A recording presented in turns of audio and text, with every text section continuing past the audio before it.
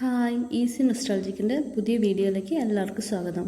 ഇന്ന് ഞാൻ ഒരു പുതിയ റെസിപ്പി, പുതിയല്ല പഴയ കാലത്ത് ഉണ്ടാക്കിക്കൊണ്ടിരുന്ന റെസിപ്പി ആയിട്ടാണ് വന്നിരിക്കുന്നത്. പിടിയും കോഴിയിറച്ചിയും. അപ്പം ഇതിന് വേണ്ട ഇൻഗ്രീഡിയൻസ് എന്താണെന്ന് നമുക്ക് നോക്കാം. ആദ്യം നല്ലപോലെ അരിപ്പൊടി വറുത്ത് ഇടിയപ്പത്തിന് പാകത്തിലുള്ള അരിപ്പൊടി എടുത്ത് വെക്കുക.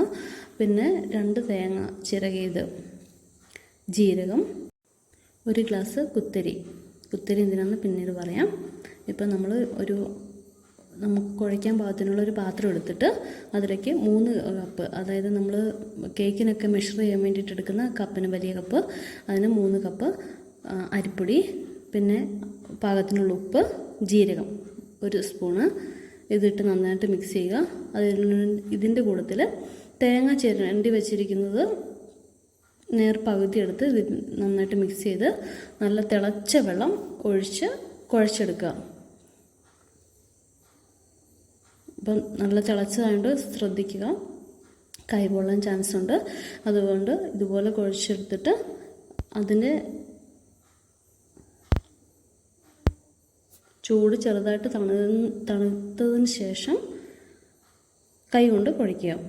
അപ്പോൾ നമ്മൾ ഇടിയപ്പത്തിനൊക്കെ കുഴയ്ക്കുന്നതിനൊക്കെ കുറച്ചിട്ട് കട്ടിയായിട്ട് വേണം കുഴയ്ക്കാൻ, എങ്കിലാണ് കറക്റ്റായിട്ട് ഈ ഉരുളകൾ നമുക്ക് ആക്കി കിട്ടുള്ളൂ.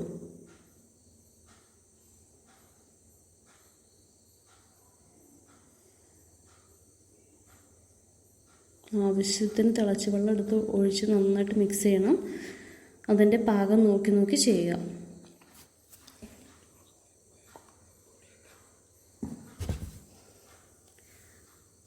വെള്ളം ഒഴിച്ച് വെച്ചത് അധികമായെന്നുണ്ടെങ്കിൽ അതിൻ്റെ കൂട്ടത്തിൽ കുറച്ചുകൂടെ അരിപ്പൊടി ഇട്ടാൽ മതി.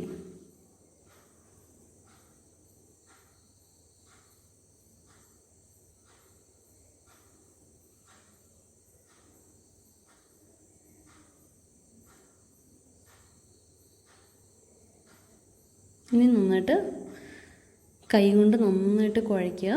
കുഴച്ച് നമ്മളിപ്പോൾ ഇട്ടിരിക്കുന്ന ഇൻഗ്രീഡിയൻസ് ഒക്കെ നന്നായിട്ട് മിക്സ് ആവുന്ന രീതിയിൽ നല്ലപോലെ കുഴച്ചെടുക്കുക.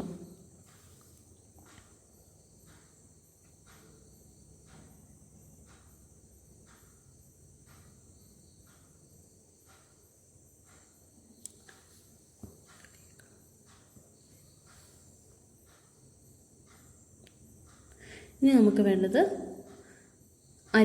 അരിയാണ് വേണ്ടത്. നല്ല കുത്തരി എടുത്ത് വറുത്ത് നന്നായിട്ട് മിക്സിയിൽ പൊടിച്ച് വെക്കുക. കണ്ടത് വറുത്തിട്ടുണ്ട്. ഇനി അത് കുറച്ച് ചൂടാറി കഴിയുമ്പോൾ മിക്സിയിൽ നന്നായിട്ട് പൊടിച്ചെടുത്തിട്ട് ഒരു പേപ്പറിലേക്ക് നിരത്തി വെക്കുക. അത് നമ്മൾ ഈ കുഞ്ഞു ഉരുളകളാക്കുന്നത് ഇതിലേക്കാണ് ഇടാൻ പോകുന്നത്.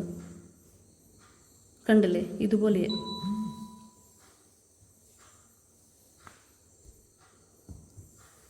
ഇത് നന്നായിട്ട് നിരത്തിയതിന് ശേഷം ഇനി നമ്മൾ ഈ തയ്യാറാക്കി വെച്ചിരിക്കുന്നത് മാവിൽ നിന്ന് കുറച്ച് ചെറിയ ചെറിയ ഉരുളകളാക്കി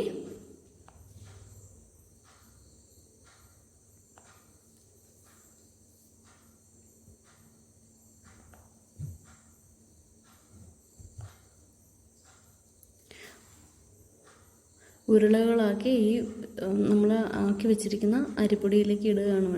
അരിപ്പൊടി മീൻസ് നമ്മൾ വറുത്ത് പൊടിച്ചിരിക്കുന്ന പൊടിയിലേക്ക്. അത് എല്ലാ ഉരുളകളും ഒരേ പാകത്തിനാക്കാൻ വളരെ ശ്രദ്ധിക്കുക. കാരണം ചിലത് വെന്ത് പോവും, ചിലത് വേകാതിരിക്കും. അതുകൊണ്ടാണ് പറയുന്നത്.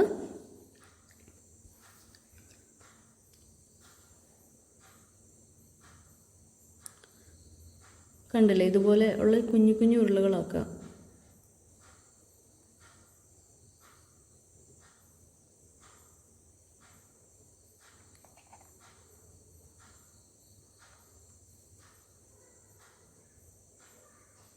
അതിടയ്ക്ക് ആ പൊടിയായിട്ടൊന്ന് മിക്സ് ചെയ്ത് കൊടുക്കുക. കാരണം തമ്മിലൊട്ടാതിരിക്കാൻ വേണ്ടിയിട്ടാണ് അങ്ങനെ ചെയ്യുന്നത്.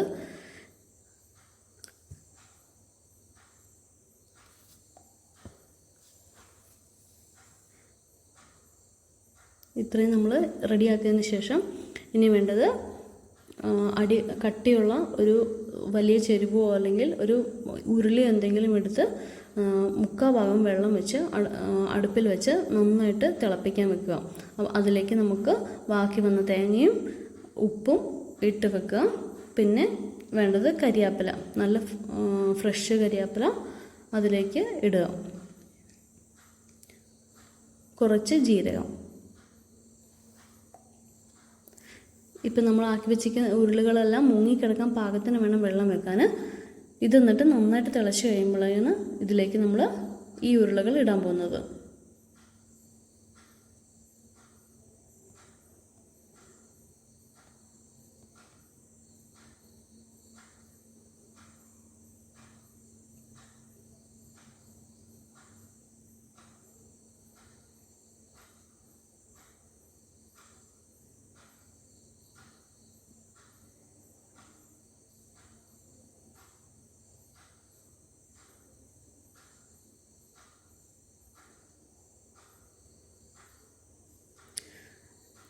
കണ്ടില്ലേ, ഈ പാകത്തിലാണ് വേണ്ടത്. അപ്പം നന്നായിട്ട് വെട്ടി തിളയ്ക്കട്ടെ. വെട്ടി തിളച്ചു. ഇനി നമുക്ക് ഇതിലേക്ക് ഇത് വളരെ സൂക്ഷിച്ച് വേണം ഇടാൻ. ഇതെല്ലാം ഇട്ടതിന് ശേഷം നമ്മൾ അരി വറുത്ത് പൊടിച്ചതിൻ്റെ ആ പൊടിയും ബാക്കിയുള്ളത് ഇതിനകത്തേക്ക് കംപ്ലീറ്റ് ഇടുക. ഇത് നമ്മൾ ഒത്തിരി കുത്തി ഇളക്കാൻ പാടില്ല.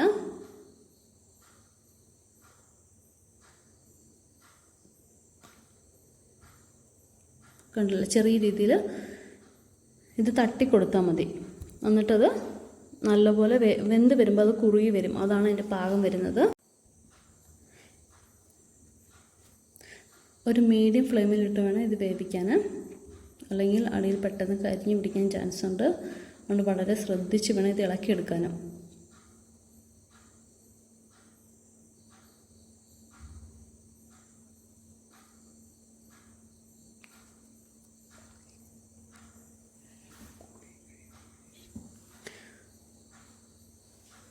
ഇതാണ് ബാക്കിയുള്ള പൊടി നമ്മൾ ഇതിൻ്റെ മേലെ തൂക്കി കൊടുക്കുകയാണ്. ഇപ്പം നന്നായിട്ട് വെന്ത് കുറുകിയിട്ടുണ്ട്. ഇതാണ് അതിൻ്റെ പാകം. ഇതിൻ്റെ കൂട്ടത്തിൽ നല്ല നാടൻ ചിക്കൻ കറിയാണ് സാധാരണ നമ്മൾ കഴിക്കാറ്. അപ്പം എല്ലാവരും ഇത് ട്രൈ ചെയ്ത് നോക്കുക.